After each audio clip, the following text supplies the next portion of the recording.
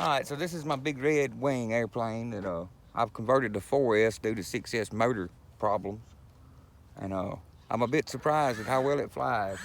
We'll just do a little scale takeoff, about 40% throttle here.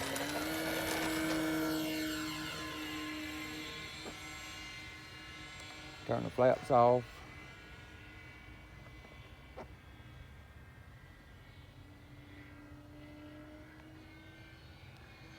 Go inverted.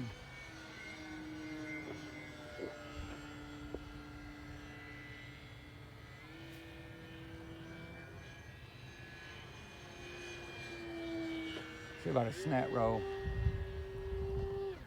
Oh, beautiful.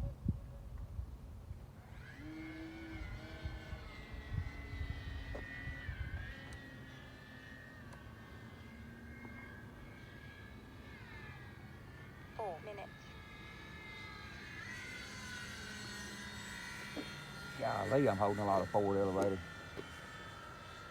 with the flaps on. See if we can't get a little nice, buttery, smooth landing.